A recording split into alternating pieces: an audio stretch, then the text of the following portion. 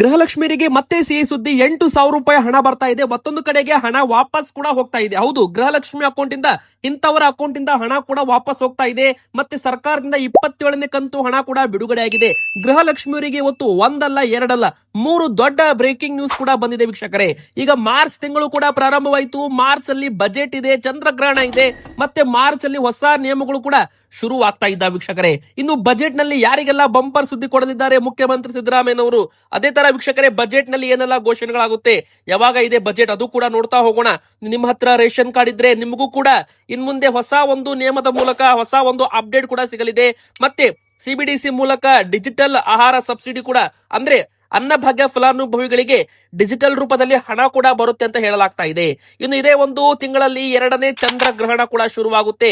ಕರ್ನಾಟಕದಲ್ಲಿ ಚಂದ್ರಗ್ರಹಣದ ಸಮಯ ಆದ್ರೂ ಏನು, ಅದೃಷ್ಟ ರಾಶಿಗಳು, ಯಾವಾಗ ಗ್ರಹಣ ಪ್ರಾರಂಭವಾಗುತ್ತೆ, ಯಾವಾಗ ಗ್ರಹಣ ಎಂಡ್ ಆಗುತ್ತೆ, ಎಲ್ಲ ಕೂಡ ನೋಡೋಣ.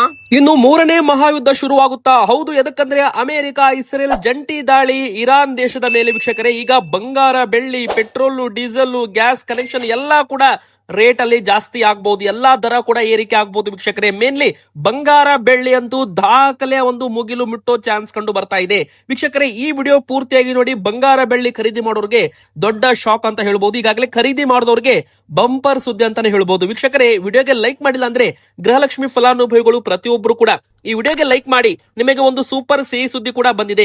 ಇನ್ನು ವೀಕ್ಷಕರೇ, ನಿಮಗೂ ಕೂಡ 26ನೇ ಕಂತಿನವರೆಗೂ ಹಣ ಬಂದಿದೆಯಾ? ಎಸ್ ಆರ್ ಅಂತ, ನೋ ಅಂತ ಕಮೆಂಟ್ ಮಾಡಿ ನಮಗೆ ಕಮೆಂಟ್ ಬಾಕ್ಸ್ ಅಲ್ಲಿ. ನಿಮ್ಮ ಕಮೆಂಟ್ಗೆ ನಾವು ಉತ್ತರ ಕೂಡ ಕೊಡಲಿದ್ದೇವೆ ವೀಕ್ಷಕರೇ.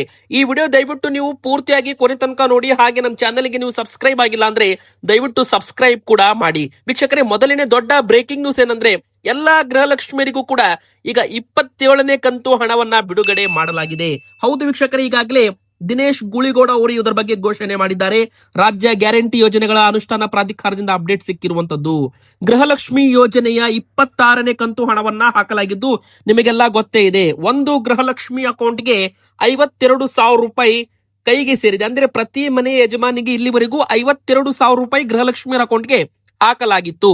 ಆದ್ರೆ 26 ಕಂತು ಕಂಪ್ಲೀಟ್ ಆಗಿತ್ತು. ಈಗ 27ನೇ ಕಂತು ಹಣವನ್ನ ಬಿಡುಗಡೆ ಮಾಡಲಾಗ್ತಾ ಇದೆ. ಸರ್ಕಾರದ ಖಜಾನೆಯಿಂದ 27ನೇ ಕಂತು 2,000 ರೂಪಾಯಿ ಗೃಹಲಕ್ಷ್ಮಿ 27ನೇ ಕಂತು ಹಣವನ್ನ ಬಿಡುಗಡೆ ಮಾಡಲಾಗಿದೆ. ಈ ಒಂದು ಹಣ ಗೃಹಲಕ್ಷ್ಮಿಯರ ಅಕೌಂಟ್ಗೆ ಯಾವಾಗ ಬರುತ್ತೆ? ಈ ಒಂದು ಪ್ರಶ್ನೆಗೆ ಉತ್ತರ ಹೇಳೋದಾದ್ರೆ ವೀಕ್ಷಕರೇ, ತಾಲೂಕ್ ಪಂಚಾಯತ್, ಜಿಲ್ಲಾ ಪಂಚಾಯತ್ ಮೂಲಕ ನಿಮ್ಮ ಅಕೌಂಟ್ಗೆ ಹಣ ಬರಬೇಕಂದ್ರೆ ಡಿಬಿಟಿ ಮೂಲಕ 12 ದಿನದಿಂದ 13 ದಿನದ ಸಮಯ ಬೇಕಾಗುತ್ತೆ ವೀಕ್ಷಕರೇ. ಇದೇ ಒಂದು 10 ಅಥವಾ 12ನೇ ತಾರೀಕಿನ ಒಳಗೆ ನಿಮ್ಮ ಅಕೌಂಟ್ಗೆ ಮತ್ತೆ 2,000 ರೂಪಾಯಿ 27ನೇ ಕಂತಿನ ಗೃಹಲಕ್ಷ್ಮಿ ಯೋಜನೆ ಹಣ ಕೈಗೆ ಬಂದು ಸೇರಲಿದೆ. ಆದ್ರೆ ವೀಕ್ಷಕರೇ, ಇಲ್ಲಿ ವಿರೋಧ ಪಕ್ಷದವರು ಹೇಳ್ತಾ ಇರೋದೇನು, 4 ಕಂತು ಕೊಡಬೇಕು, ಇನ್ನು 30 ಕಂತು ಕೊಡಬೇಕಿತ್ತು, 26 ಕಂತು ಹಾಕಿದ್ದೀರಿ. 27, 28, 29, 30 4 ಕಂತು ಅಂದ್ರೆ 8,000 ರೂಪಾಯಿ ಆಗ್ತಾ ಇದೆ ಜನವರಿ ತಿಂಗಳವರೆಗೂ ಲೆಕ್ಕ ಹಿಡಿದ್ರೆ. ಮತ್ತೆ ಫೆಬ್ರವರಿ ತಿಂಗಳದ್ದು ಲೆಕ್ಕ ಹಿಡಿದ್ರೆ 31 ಕಂತಾಗುತ್ತೆ. ಹಾಗಾದ್ರೆ ಇನ್ನು 5 ಕಂತು, ಒಟ್ಟು 10,000 ರೂಪಾಯಿ ಹಣ ಜಮೆ ಮಾಡಬೇಕು ಅಂತಾನು ಕೂಡ ಹೇಳಲಾಗ್ತಾ ಇದೆ.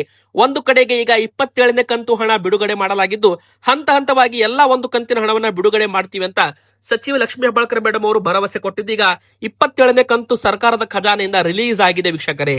ಇದೇ ತರ ಗೃಹಲಕ್ಷ್ಮಿಯರಿಗೆ 2ನೇ ದೊಡ್ಡ ಅಪ್ಡೇಟ್ ಏನಪ್ಪಾ ಅಂದ್ರೆ, ಗೃಹಲಕ್ಷ್ಮಿ ಹಣ ವಾಪಸ್ ಪಡೆಯಲು ಸರ್ಕಾರ ನಿರ್ಧಾರ ಮಾಡ್ತಾ ಇದೆ.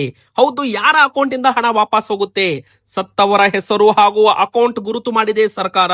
ಜಿಲ್ಲಾವಾರು ಸರ್ವೆ ಮಾಡಿ ಲಿಸ್ಟ್ ಕೂಡ ಮಾಡ್ತಾ ಇದ್ದಾರೆ ಅಧಿಕಾರಿಗಳು.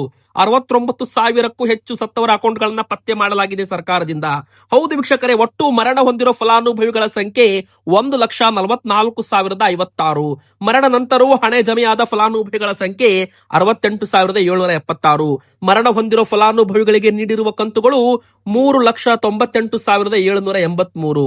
ಮರಣದ ನಂತರವೂ ಜಮೆಯಾಗಿರುವ ಒಟ್ಟು ಹಣ 79 ಕೋಟಿ ರೂಪಾಯಿ ವೀಕ್ಷಕರೇ. ಹೀಗಾಗಿ 79 ಕೋಟಿ ಹಣ ಈಗ ವಾಪಸ್ ತಗೊಳ್ಳಲು ಸರ್ಕಾರ ನಿರ್ಧಾರ ಮಾಡಿರುವಂತದ್ದು. ಹಾಗಾದ್ರೆ ಇಲ್ಲಿ ಯಾರೆಲ್ಲ ಗೃಹಲಕ್ಷ್ಮಿಯರು ಯೋಜನೆಗೆ ಜಾಯ್ನ್ ಆದ ಬಳಿಕ ಮರಣ ಹೊಂದಿದ್ದು ಅವರ ಅಕೌಂಟ್ಗೆ ಹಣ ಬಂದು ಬೀಳ್ತಾ ಇತ್ತು ನೋಡಿ, ಅದು ಎಷ್ಟು ಜಮೆ ಆಗಿದೆ, ಅವರು ಯಾವಾಗ ಮರಣ ಹೊಂದಿರ್ತಾರೆ ಅವಾಗಲಿಂದ ಲೆಕ್ಕ ಹಿಡಿದು ವಾಪಸ್ ತಗೊಳ್ಳಕ್ಕೆ ಸರ್ಕಾರ ನಿರ್ಧಾರ ಇಲ್ಲಿ ಮಾಡಿರುವಂತದ್ದು ವೀಕ್ಷಕರೇ. ಇದೊಂದು ದೊಡ್ಡ ಬ್ರೇಕಿಂಗ್ ನ್ಯೂಸ್ ಅಂತ ಹೇಳ್ಬಹುದು. ಮೃತಪಟ್ಟವರ ಅಕೌಂಟ್ಗೆ ಗೃಹಲಕ್ಷ್ಮಿ ಹಣ ಹೋಗಿದೆ, ಸರ್ಕಾರ ಈಗ ಅಲರ್ಟ್ ಆಗಿದೆ. ಮುಂದಿನ ಬರೋ ದಿನಗಳಲ್ಲಿ ಸರ್ಕಾರ ಜೀವಿತ ಪ್ರಮಾಣ ಅಪ್ಲೋಡ್ ಮಾಡೋದು ಕೂಡ ಕಡ್ಡಾಯ ಮಾಡಬಹುದು ಅಂತ ಹೇಳಲಾಗ್ತಾ ಇದೆ. ಇನ್ನು ವೀಕ್ಷಕರೇ, ಇದೇ ಒಂದು ಮಾರ್ಚ್ 6ನೇ ತಾರೀಕಿಗೆ ಮುಖ್ಯಮಂತ್ರಿ ಸಿದ್ದರಾಮಯ್ಯ ಅವರು ಬಜೆಟ್ ಅನ್ನ ಮಂಡನೆ ಮಾಡಲಿದ್ದಾರೆ. ಮಾಡಲಿದ್ದಾರೆ. ನಮ್ಮ ಕರ್ನಾಟಕದಲ್ಲಿ ಪಂಚ ಗ್ಯಾರಂಟಿ ಯೋಜನೆಗಳು ಮುಂದುವರಿಯುತ್ತೆ ಮತ್ತೆ ಇದರಲ್ಲಿ ಯಾವುದೇ ರೀತಿ ಒಂದು ಡೌಟೇ ಬೇಡ ಅಂತ ಈಗಾಗಲೇ ಸಚಿವರು ಆಗಿರ್ಬೋದು, ಡಿ.ಕೆ. ಶಿವಕುಮಾರ್ ಸರ್ ಆಗಿರ್ಬೋದು, ಮುಖ್ಯಮಂತ್ರಿಯವರು ಕೂಡ ಒಂದು ಹೇಳಿಕೆ ಕೊಟ್ಟಿದ್ದಾರೆ. ಆದ್ರೂ ಕೂಡ ಈ ಬರುವ ಬಜೆಟ್ ನಲ್ಲಿ 2026ರ ಕರ್ನಾಟಕ ಬಜೆಟ್ ನಲ್ಲಿ ಏನೆಲ್ಲ ನಿರೀಕ್ಷೆ ಮಾಡಬಹುದು, ಸರ್ಕಾರದ ಬೊಕ್ಕಸಕ್ಕೆ ಬೀಳುತ್ತಿರೋ ಆರ್ಥಿಕ ಹೊರೆ ಎಷ್ಟು, ಜನಸಾಮಾನ್ಯರಿಗೆ ಇದರಿಂದ ಆಗ್ತಿರೋ ಲಾಭಗಳು ಏನು? ವೀಕ್ಷಕರೇ, ಮೊದಲಿಗೆ ಹೇಳೋದಾದ್ರೆ ಇದು 17ನೇ ಬಜೆಟ್ ಅಂತಾನೂ ಕೂಡ ಇಲ್ಲಿ ಹೇಳ್ಬಹುದು. ಮಾರ್ಚ್ 6ನೇ ತಾರೀಕಿಗೆ ಮುಖ್ಯಮಂತ್ರಿ ಸಿದ್ದರಾಮಯ್ಯನವರು ಬಜೆಟ್ ಅನ್ನು ಮಂಡನೆ ಮಾಡ್ತಾ ಇದ್ದಾರೆ. ಅನರ್ಹರಿಗೆ ಕೋಕ್ ಬೊಕ್ಕಸಕ್ಕೆ ಸೇಫ್ ಮಾಡೋದಕ್ಕೆ ಸರ್ಕಾರ ತೀರ್ಮಾನ ಮಾಡಬಹುದು. ಅಂದ್ರೆ ಅನರ್ಹ ಫಲಾನುಭವಿಗಳನ್ನ ಬಿಸಿ ಮುಟ್ಟಿಸಲು ಪ್ಲಾನ್ ಮಾಡಲಾಗಿದೆ. ಅಂದ್ರೆ ಅನರ್ಹ ಬಿಪಿಎಲ್ ಕಾರ್ಡ್ ರದ್ದು ಆಗಿರ್ಬೋದು, ಇನ್ಕಮ್ ಟ್ಯಾಕ್ಸ್ ಕಟ್ಟೋರಿಗೆ ಗೃಹಲಕ್ಷ್ಮಿ ಕಟ್ ಮಾಡೋದಾಗಿರ್ಬೋದು, ಶಕ್ತಿ ಯೋಜನೆಗೆ ಸ್ಮಾರ್ಟ್ ಕಾರ್ಡ್ ತರೋ ಮೂಲಕ ಸಾವಿರಾರು ಕೋಟಿ ರೂಪಾಯಿ ಉಳಿಸಲು ಸರ್ಕಾರ ಮುಂದಾಗಿದೆ. ಇದರಿಂದ ಕೇವಲ ಅರ್ಹ ಬಡವರಿಗೆ ಮಾತ್ರ ಯೋಜನೆ ತಲುಪುವಂತೆ ಮಾಡುವುದು ಸರ್ಕಾರದ ಲೆಕ್ಕಾಚಾರವಾಗಿದೆ. ಶ್ರೀಮಂತರು ಇದ್ದವರು, ಹಣ ಇದ್ದವರು, ಸಿರಿವಂತರು ಗ್ಯಾರಂಟಿ ಯೋಜನೆಗಳನ್ನ ಕೈ ಬಿಡಬಹುದು ಅಂತಾನು ಕೂಡ ಹೇಳಲಾಗ್ತಾ ಇದೆ. ವೀಕ್ಷಕರೇ, ಇದೆಲ್ಲ ಕೂಡ ಬಜೆಟ್ ನಲ್ಲಿ ಏನೆಲ್ಲ ಅಪ್ಡೇಟ್ ಬರುತ್ತೆ ನೋಡ್ಬೇಕು. 5 ಗ್ಯಾರಂಟಿ ಯೋಜನೆಗಳು ಅಂದ್ರೆ ಶಕ್ತಿ ಯೋಜನೆ, ಗೃಹ ಜ್ಯೋತಿ, ಗೃಹಲಕ್ಷ್ಮಿ, ಅನ್ನಭಾಗ್ಯ, ಯುವ ನಿಧಿ. ಸರ್ಕಾರ ಪ್ರತಿ ವರ್ಷ ಬರೋಬ್ಬರಿ 51,000 ಇಲ್ಲ 52,000 ಕೋಟಿ ರೂಪಾಯಿಗಳನ್ನ ನೀರಿಗಿಂತ ಸಲೀಸಾಗಿ ಖರ್ಚು ಮಾಡ್ತಾ ಇದೆ. ಈ ಯೋಜನೆ ಶುರುವಾಗಲಿಂದಲೂ ಕೂಡ ಇವರಿಗೂ 1 ಲಕ್ಷ ಕೋಟಿಗೂ ಹೆಚ್ಚು ಹಣ ಖರ್ಚಾಗಿದೆ ವೀಕ್ಷಕರೇ. ಹೀಗಾಗಿ ಒಂದು ಕಡೆಗೆ ಸರ್ಕಾರದ ಬೊಕ್ಕಸಕ್ಕೆ ಹೊರೆಯಾಗಿದ್ರು ಕೂಡ ಜನಸಾಮಾನ್ಯರಿಗೆ, ಅದರಲ್ಲೂ ಬಡವರಿಗೆ ಈ ಯೋಜನೆಗಳು ಸಂಜೀವಿನಿಯಾಗಿವೆ. ಮಹಿಳೆಯರ ಅಕೌಂಟ್ಗೆ ಪ್ರತಿ ತಿಂಗಳು 2,000 ರೂಪಾಯಿ ಜಮೆ ಆಗ್ತಾ ಇದೆ. ಕರೆಂಟ್ ಬಿಲ್ ಫ್ರೀ ಆಗಿದೆ. ಮಹಿಳೆಯರಿಗೆ ಬಸ್ ಪ್ರಯಾಣ ಫ್ರೀ ಆಗಿದೆ. ಸಿಎಂ ಅವರು ಹೇಳೋ ಪ್ರಕಾರ ಈ ಯೋಜನೆಗಳಿಂದ ಜನರ ಕೈಯಲ್ಲಿ ದುಡ್ಡು ಓಡಾಡ್ತಾ ಇದ್ದು ಅವರು ಕೊಳ್ಳೋ ಸಾಮರ್ಥ್ಯ ಕೂಡ ಭಾರಿ ಹೆಚ್ಚಾಗಿದೆ ಅಂತ ಹೇಳಲಾಗ್ತಾ ಇದೆ. ಆದ್ರೆ ಈ ಬಾರಿ ಬಜೆಟ್ ನಲ್ಲಿ ಬ್ರ್ಯಾಂಡ್ ಬೆಂಗಳೂರು ಮಾಡೋದಾಗಿರ್ಬೋದು, ಟ್ರಾಫಿಕ್ ಕಂಟ್ರೋಲ್ ಮೂಲ ಸೌಕರ್ಯಗಳು, ನೀರಾವರಿ ವ್ಯವಸ್ಥೆ, ಪ್ರಾಜೆಕ್ಟ್ಗಳಿಗೆ ಹೆಚ್ಚು ಅಭಿವೃದ್ಧಿ ಪ್ಯಾಕೇಜ್ ಕೂಡ ಘೋಷಣೆ ಮಾಡೋ ಸಾಧ್ಯತೆ ಕಂಡು ಬಂದಿರುವಂತದ್ದು. ಬನ್ನಿ ವೀಕ್ಷಕರೀಗ ರೇಷನ್ ಕಾರ್ಡ್ ಇದ್ದವರಿಗೂ ಕೂಡ ಡಿಜಿಟಲ್ ಆಹಾರ ಸಬ್ಸಿಡಿ ಸಿಗುತ್ತೆ ಅಂತ ಹೇಳಲಾಗ್ತಾ ಇದೆ. ಏನಪ್ಪಾ ಇದು ಡಿಜಿಟಲ್ ಆಹಾರ ಸಬ್ಸಿಡಿ ಅಂತ ನೀವು ಕೇಳೋದಾದ್ರೆ ವೀಕ್ಷಕರೇ, ಈಗ RBI ದವರು ಈ ರೂಪಿ ಅಂತ ಹೋದ ವರ್ಷ ಒಂದು ಲಾಂಚ್ ಅನ್ನ ಮಾಡಿದ್ರು. ಅಂದ್ರೆ ಪ್ರಧಾನಮಂತ್ರಿ ಅವರ ಈಗ ಗರೀಬ್ ಕಲ್ಯಾಣ ಅನ್ನ ಯೋಜನೆ ಏನಿದೆ ನೋಡಿ, ಇದು ರೇಷನ್ ಕಾರ್ಡ್ ಫಲಾನುಭವಿಗಳಿಗೆ ನೇರವಾಗಿ ಸುರಕ್ಷಿತ ಡಿಜಿಟಲ್ ನಗದು ಒದಗಿಸುವ ಮೂಲಕ DBT ವ್ಯವಸ್ಥೆಯನ್ನ ಮೇಲ್ದರ್ಜೆಗೆ ಲಿಂಕ್ ಮಾಡಲಾಗ್ತಾ ಇದೆ. ಅಂದ್ರೆ ಈ ಒಂದು ಯೋಜನೆಯ ಪ್ರಮುಖ ಅಂಶ ಆದ್ರೂ RBI ತಂದಿರೋ ಡಿಜಿಟಲ್ ರೂಪಾಯಿ DBT ಮೂಲಕ ಲಿಂಕ್ ಮಾಡೋದ್ರ ಮೂಲಕ ಸಬ್ಸಿಡಿ ಹಣ ಯಾವುದೇ ಅಡಚಣೆ ಇಲ್ಲದೆ, ತೊಂದರೆ ಇಲ್ಲದೆ ಸುಗಮವಾಗಿ ಜನರಿಗೆ ತಲುಪುತ್ತೆ. ಅದರ ಮೂಲಕ ಆ ಒಂದು ಡಿಜಿಟಲ್ ಕರೆನ್ಸಿ ಬಳಸಿ ರೇಷನ್ ಕಾರ್ಡ್ ಗ್ರಾಹಕರು ತಮ್ಮ ಒಂದು ಪ್ರಾಡಕ್ಟ್ಸ್ ಗಳನ್ನ ಅಂದ್ರೆ ತಮ್ಮ ಆಹಾರಗಳನ್ನ ಪಡ್ಕೋಬಹುದು. ಸೆಂಟ್ರಲ್ ಬ್ಯಾಂಕ್ ಡಿಜಿಟಲ್ ಕರೆನ್ಸಿ ಅಂದ್ರೆ CBDC ಆಧಾರಿತ ಆಹಾರ ಸಬ್ಸಿಡಿ ವಿತರಣಾ ಯೋಜನೆಗೆ ಈಗಾಗಲೇ ಕೇಂದ್ರದ ಗ್ರಾಹಕ ವ್ಯವಹಾರ, ಆಹಾರ ಮತ್ತು ಸಾರ್ವಜನಿಕ ವಿತರಣಾ ಸಚಿವರು ಪ್ರಹ್ಲಾದ್ ಜೋಶಿ ಅವರು ಚಾಲನೆ ಕೂಡ ಕೊಟ್ಟಿದ್ದಾರೆ. ಸದ್ಯಕ್ಕೆ ಈ ಒಂದು ಯೋಜನೆ ಪುದುಚೇರಿಯಲ್ಲಿ ಈಗಾಗಲೇ ಚಾಲನೆ ಕೊಡಲಾಗಿದೆ. ದೇಶಾದ್ಯಂತ ಜಾರಿಗೆ ಬರಬಹುದು ಕೇಂದ್ರ ಸರ್ಕಾರದಿಂದ. ಇನ್ನು ನಮ್ಮ ಕರ್ನಾಟಕ ಸರ್ಕಾರದಿಂದ ವೀಕ್ಷಕರೇ, ಅನ್ನಭಾಗ್ಯ ಫಲಾನುಭವಿಗಳಿಗೆ ಇಂದಿರಾ ಕಿಟ್ ವಿತರಣೆ ಈಗಾಗಲೇ ನಿಮಗೆ ಗೊತ್ತಿರೋ ಹಾಗೆ ಎಲ್ಲಾ ಒಂದು ಯೋಜನೆಗಳನ್ನು ಕೂಡ ಪರಿಷ್ಕರಣೆ ಮಾಡಲಾಗ್ತಾ ಇತ್ತು. ಅದೇ ತರ ಶಕ್ತಿ ಯೋಜನೆಗೆ ಸ್ಮಾರ್ಟ್ ಕಾರ್ಡ್ ಆಗಿರ್ಬೋದು, ಗೃಹಲಕ್ಷ್ಮಿ ಯೋಜನೆಗೆ ಜೀವಿತ ಪ್ರಮಾಣ ಪತ್ರ ಆಗಿರ್ಬೋದು, ಮತ್ತೆ ವೀಕ್ಷಕರೇ ಇಲ್ಲಿ ರೇಷನ್ ಕಾರ್ಡ್ ಇದ್ದವರಿಗೆ 1,20,000 ರೂಪಾಯಿ ಮೇಲೆ ಆದಾಯ ಇದ್ದವರ ಮತ್ತು ತೆರಿಗೆ ಕಟ್ತಾ ಇದ್ದವರ BPL ಕಾರ್ಡು APL ಕಾರ್ಡ್ಗೆ ವರ್ಗಾವಣೆ ಮಾಡಲಾಗಿದೆ. ಈಗ ವೀಕ್ಷಕರೇ, ಅರ್ಹರಿಗೆ ಮಾತ್ರ ಅನ್ನಭಾಗ್ಯ ಫಲಾನುಭವಿಗಳಿಗೆ ಇಂದಿರಾ ಕಿಟ್ ಅನ್ನ ವಿತರಣೆ ಮಾಡಲಾಗುತ್ತೆ. ಇಂದಿರಾ ಕಿಟ್ ಅಂದ್ರೆ ಅಡುಗೆ ಎಣ್ಣೆ, ಉಪ್ಪು, ಸಕ್ಕರೆ, ತೊಗರಿಬೇಳೆ. ಇನ್ನೇನು ಕೆಲವೇ ದಿನ ಉಳಿತು. ಈಗ ಮಾರ್ಚ್ ತಿಂಗಳಿನಿಂದಲೇ ಪ್ರಾರಂಭವಾಗ್ತಾ ಇದೆ ಇಂದಿರಾ ಕಿಟ್ ವಿತರಣೆ ಅಂತ ಹೇಳ್ಬಹುದು. ಏಪ್ರಿಲ್ ತಿಂಗಳವರೆಗೂ ಪ್ರತಿಯೊಬ್ಬರಿಗೂ ಕೂಡ ಇಂದಿರಾ ಕಿಟ್ ಕೈಗೆ ಸೇರಲಿದೆ ಅಂತಾನೆ ಹೇಳ್ಬಹುದು.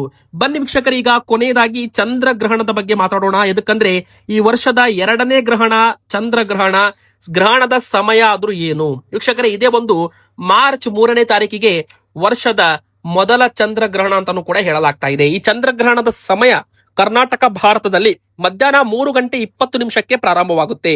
ಅಂದ್ರೆ ಮಾರ್ಚ್ 3ನೇ ತಾರೀಕು ಮಧ್ಯಾಹ್ನ 3:20 ಪ್ರಾರಂಭವಾಗುತ್ತೆ. ಅವಾಗ ಬಿಸಿಲು ಇರೋದ್ರಿಂದ ಭಾರತದಲ್ಲಿ ಚಂದ್ರಗ್ರಹಣ ಗೋಚರವಾಗುವುದು ಡೌಟು. ಇನ್ನು ವೀಕ್ಷಕರೇ, ಸಂಜೆ 6:47 ಗ್ರಹಣ ಮುಕ್ತಾಯವಾಗುತ್ತೆ.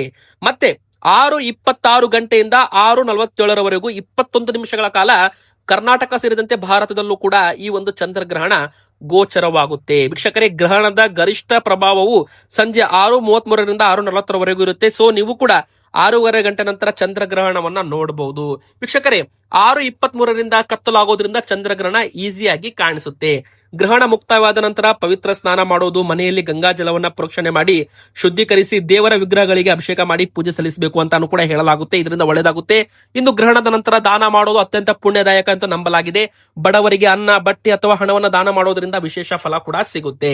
ವೀಕ್ಷಕರೇ, ಯಾವೆಲ್ಲ ಅದೃಷ್ಟ ರಾಶಿಗಳು ಅಂತ ನೀವು ಕೇಳೋದಾದ್ರೆ, ಅದೃಷ್ಟ ರಾಶಿಗಳು ಬಂದು ಮೊದಲಿಗೆ ವೃಷಭ ರಾಶಿ, ಹಣಕಾಸು ಲಾಭ, ಹಳೆ ಸಮಸ್ಯೆಗಳಿಗೆ ಪರಿಹಾರ ಸಿಗಲಿದೆ. ಇನ್ನು ಕನ್ಯಾ ರಾಶಿಯವರಿಗೆ ಕೆಲಸದಲ್ಲಿ ಪ್ರಗತಿ, ಹೊಸ ಅವಕಾಶಗಳು ಸಿಗಲಿದ್ದಾವಂತೆ. ಇನ್ನು ಮಕರ ರಾಶಿಯವರಿಗೆ ಹಣದ ವಿಷಯದಲ್ಲಿ ಸುಧಾರಣೆ ಆಗಲಿದೆ, ಕುಟುಂಬದ ಬೆಂಬಲ ಸಿಗಲಿದೆ ಅಂತೆ.